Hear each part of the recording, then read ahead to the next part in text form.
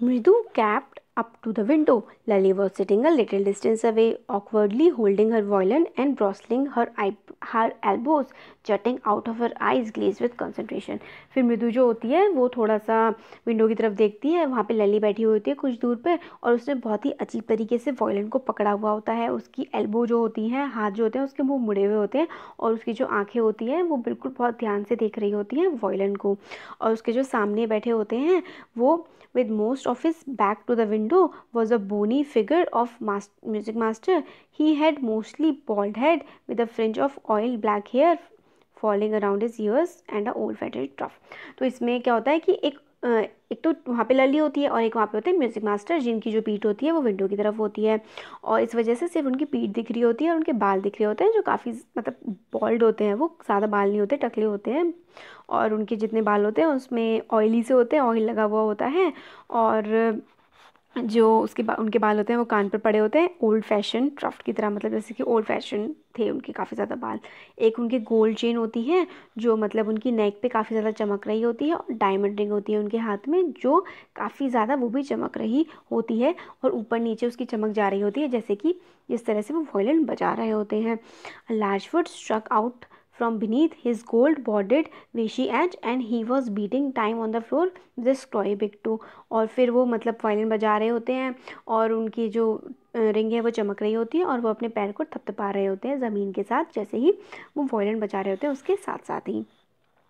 He played few notes. वो कुछ notes बजाते हैं वायलिन में. लली stumbled behind him on her violin. और लली जो है वो उनके साथ साथ अपने वायलिन पे बजा रही होती है, और लली काफ़ी ज़्यादा हेल्पलेस लग रही होती है. ये देखिए पिक्चर में जैसे बताया गया है कि उनके काफ़ी कम बाल हैं और इस तरीके से पूरा डिस्क्राइब किया गया है.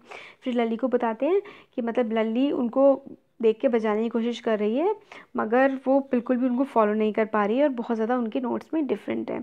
मतलब जो म्यूज़िक मास्टर के नोट्स हैं वो काफ़ी ज़्यादा परफेक्ट होते हैं और एक मेलोडी सी बना रहे होते हैं, इस टाइप की मेलोडी जैसे कि कोई ट्रेन स्मूथली चल रही हो रेल पे और बड़ी प्यारी सी आवाज़ निकाल रही हो. मगर मृदु जो होती है वो काफ़ी ज़्यादा मतलब अच्छे से उनको देख रही होती है वो, और उनके म्यूज़िक को सुन रही होती है. मगर लली जो होती है वो ऐसा लगता है कि जैसे कि ट्रेन अपने रास्ते से उतर गई होती है और अजीब सी आवाज़ें कर रही होती है.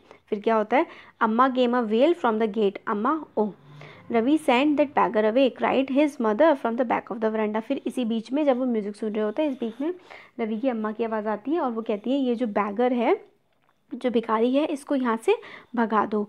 Where she was chatting with Tapi. मतलब वो बरामदे में बैठ के तापी के साथ बातें कर रही होती हैं उसकी अम्मा रवि की, और वो जोर से बोलती हैं कि जो बैगर है, भिखारी है, इसको यहाँ से भगा दो. ये यहाँ पर कई दिनों से आ रहा है और अब इसका टाइम हो गया है कि वो कहीं और जा कर के भीख मांगे. फिर पाती इस तरीके से बोलती हैं. Mridu and Meena followed Ravi out. The beggar was already in the garden making himself quite at home. और फिर मृदु और मीना जो है वो रवि के पीछे पीछे जाती हैं, और बैगर जो था वो भिखारी जो था वो अभी तक गार्डन में आ गया होता है और वो खुद को कंफर्टेबल मतलब बनाने लगता है जैसे कि वो अपने घर में आ गया हो. उसने क्या किया, अपना जो ऊपर पहनने वाला जो कपड़ा है वो नीचे बिछाया नीम के पेड़ के नीचे, और वो जो उसका तना था उस पर मतलब उस पर टिक कर वो ऐसा लग रहा होता है जैसे कि वो सो गया है और सोने ही वाला होता है. While he waited for the arms to appear go away. और फिर मतलब ऐसा लग रहा होता है कि कोई मतलब कोई उसको भीख देने आ जाएगा, उसके लिए वो रेस्ट कर रहा है, इस टाइप का ऐसा लग रहा होता है. फिर तो भी रवि कहता है कि तुम जाओ यहाँ से, और my Paati's says it's time you found another house to beg from. फिर वो कहता है कि तुम यहाँ से चली जाओ. पाती कह रही है कि अब टाइम आ गया है कि तुम किसी और घर में जा कर के भीख मांगो, अब यहाँ तुम्हारा समय जो है पूरा हो गया है. बैगर जो भिखारी होता है वो अपनी आंखों को बहुत ही ज़्यादा चौड़ा करके खोलता है और बच्चों की तरफ एक एक करके घूर करके देखता है. फिर वो कहता है कि इस घर की जो लेडी हैं वो मतलब काफ़ी अच्छी हैं, और मैं पूरी एक हफ़्ते से यहाँ पर आ रहा हूँ, उनकी जो अच्छाई है उनकी वजह से मैं आराम से यहाँ पर आकर बैठ जाता हूँ, और मुझे इस बात से बिलीव नहीं हो रहा है कि मतलब उन्होंने मुझे यहाँ से जाने के लिए क्या कहा है. और ये बात बोलते हुए उसकी आवाज़ थोड़ी तेज़ हो गई थी. Amma Amma oh said his well might be, but it certainly wasn't fable. It began in a deep strong rumble somewhere in विटेड belly and came booming from the mouth. फिर रवि फिर से अम्मा चिल्लाने लगता है और मतलब वो काफ़ी तेज़ आवाज़ होती है और काफ़ी तेज़ वो आवाज़ आ रही होती है, इस पूरे पैर का यही मतलब है। Ravi tell him there is nothing left him in the kitchen. फिर वो अम्मा की आवाज़ आती है और वो कहती हैं कि अब उससे कह दो बैगर से कि अब उसको देने के लिए हमारे पास कुछ भी नहीं बचा है और वो यहाँ से चला जाए और दोबारा यहाँ पर ना आए। और फिर वो मतलब उनकी आवाज़ इतनी तेज़ होती है कि रवि को रिपीट करने की ज़रूरत नहीं होती ये बात, और बैगर जो है वो इस बात को खुद ही सुन लेता है। What is mother said had been easy for them all to hear there under the neem tree the beggar set up and side. फिर मतलब बैगर तो ये बात सुन लेता है जो उनके मतलब मम्मी ने कहा होती है कि यहाँ से चले जाओ और मतलब कहीं और जाके भीख मांगो। तो इस बात को सुनकर बैगर जो है वो उठ जाता है और मतलब थोड़ा साई होता है कि थोड़ा लंबी सी सांस लेता है। वो कहता है कि मैं चला जाऊँगा, मुझे सिर्फ यहाँ पे थोड़ी देर के लिए रेस्ट करना है इस ट्री के नीचे, इस पेड़ के नीचे। जो सन है उसकी वजह से बहुत ज़्यादा गर्मी हो गई है और जो रोड है उस पर तार बिछा हुआ है और गर्मी में वो इतना ज़्यादा गर्म हो जाता है कि मेरे जो फीट हैं वो ऑलरेडी ब्लिस्टर्ड मतलब बर्न हो चुके हैं, जल चुके हैं इस गर्मी की वजह से। He stretched out his feet to show large pink pelling blisters on the soles of his bare feet। फिर वो दिखाता है पैर उठा के कि उसके पैर पे किस तरीके से इस गर्मी की वजह से छाले पड़ गए हैं। और फिर वो मतलब रवि सोचता है कि उनके पास कोई मतलब पैसे नहीं होंगे चप्पलें खरीदने के लिए। और मृदु जो है मतलब ये बात फुसफुसाती है, तीनों बच्चे ये बात फुसफुसाते हैं, have you got an old pair in the house somewhere. फिर मृदु मीना और रवि से कहती है कि क्या तुम्हारे पास कोई पुरानी चप्पलों का जोड़ा है तुम्हारे घर में। रवि कहता है मुझे तो नहीं पता, मेरी तो हैं जो वो बहुत ज़्यादा छोटी हैं और वो इनके पैरों में नहीं आएगी, अगर आ जाती तो मैं इनको अपनी चप्पलें दे देता। And his feet were larger than Mridu's and Meena's. और जो बैगर था उसके पैर जो थे वो बड़े थे मीना और मृदु के पैरों से भी। The beggar was shaking out his upper cloth and tightening his dhoti. He raised his eyes and look fearfully at the road leaving in the afternoon heat.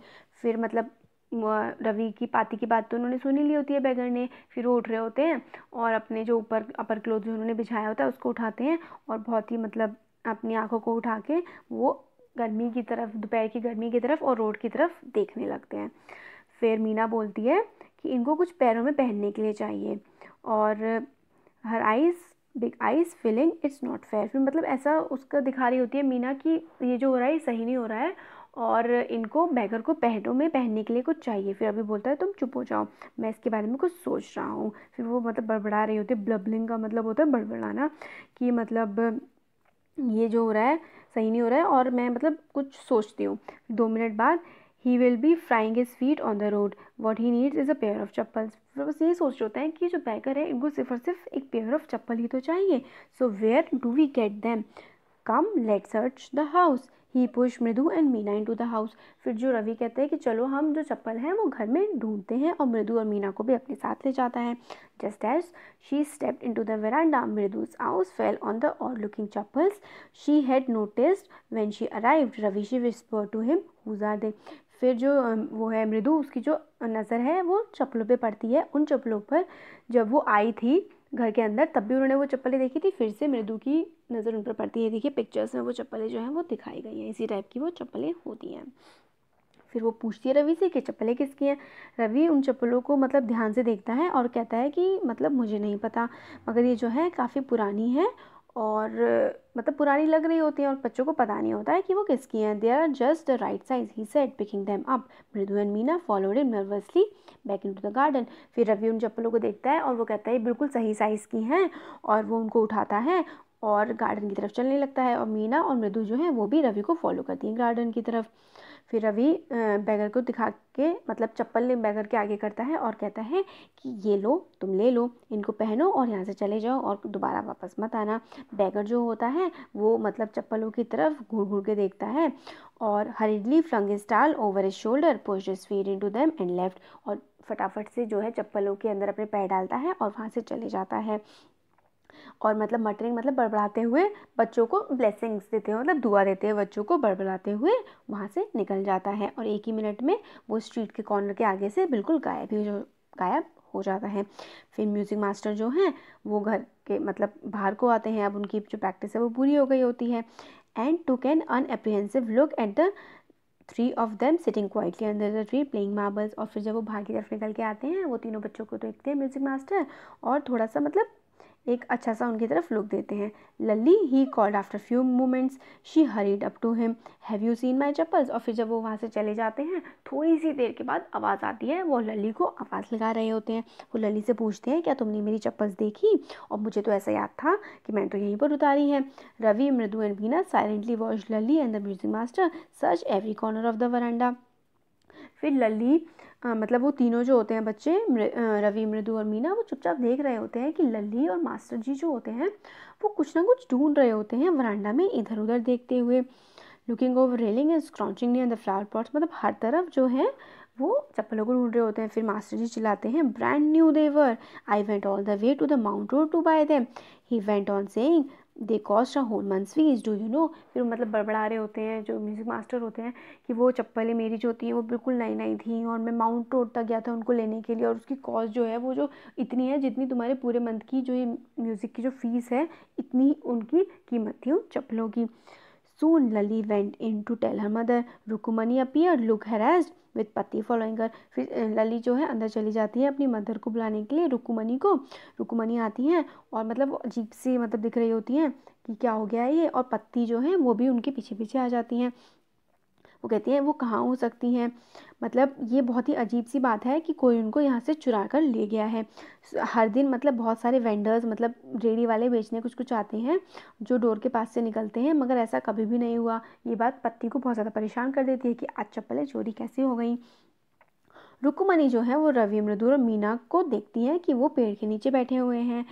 Have you children, she began, and then seeing they were curiously quiet went on more slowly, seen anyone lurking around the veranda। फिर वो मतलब रुकुमनी की जो eyes है वो बच्चों पर पड़ती है कि वो किस तरीके से चुपचाप पेड़ के नीचे बैठे हुए हैं। A sharp V shape line had form between her eyebrows, और फिर उनकी जो मतलब माथे के ऊपर एक मतलब लाइन सी पड़ जाती है जब वो रुकुमनी बच्चों की तरफ देखती है कि बच्चे इतनी शांति से पेड़ के नीचे आकर बैठे कैसे हैं। Other straight tighter one appeared in place of a really soft pigeon mouth, और फिर उसके बाद थोड़ी सी गुस्से की भी आ जाती है, उनके माथे पे जो लाइंस होती हैं वो पड़ जाती हैं। रुकुमनी वॉज एंग्री, अब उन्हें गुस्सा आ गया था। Thought Mridu with a shiver, she couldn't be so upset if she knew about the poor beggar with sores of his feet, she tried to tell herself. फिर जो है मृदु होती है वो इस बात से थोड़ा सा घबरा जाती है कि रुकुमनी अब हम लोगों से बहुत ज़्यादा नाराज़ हो गई, मगर फिर वो खुद से कहती है कि जो रुकुमनी है वो इतनी नाराज़ नहीं होंगी अगर हम उन्हें बताएंगे पुअर बेगर के बारे में और हमने क्यों उनको चप्पलें दे दी हैं। फिर वो एक लंबी सांस लेते हैं और कहती है रुकुमनी कि यहाँ पर एक बेगर आया था और वो बहुत ज़्यादा मतलब पुअर था, गरीब था, उसके पैर जो है वो जल रहे थे। तो रुकुमनी कहती है गुस्से में, तो ऐसा था तो क्या हुआ, क्या तुम म्यूज़िक मास्टर की चप्पल उस ओल्ड बैगर को उठा के दे दोगे, ऐसा करोगे तुम। फिर जो पत्ती बोलती हैं आजकल के जो बच्चे हैं ये तो अपनी मनमानी करते हैं और बड़े ही बेकार हो गए हैं।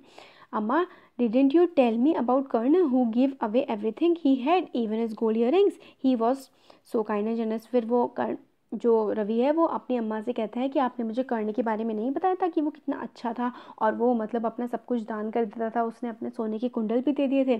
फिर रुकुमनी बोलती है कि कर्ण जो था वो दूसरे लोगों की चीज़ें नहीं देता था, वो अपनी चीज़ें देता था दूसरों को, जो दान करता था वो उसका अपना होता था, दूसरों का थोड़ी होता था कोई। But my chappals wouldn't have been fitted the beggar's feet. फिर रवि बोलता है कि मेरी जो चप्पलें हैं वो तो उस बैगर के पैरों में आती नहीं, इसलिए मैंने उसको ये वाली चप्पलें दे दी। फिर अम्मा उसको मतलब थोड़ा सा डांट देती हैं। Ravi said Rukmini very angry now go inside this minute. फिर रुकुमनी जो है वो मतलब गुस्से में कहती है कि चुपचाप अंदर चले जाओ।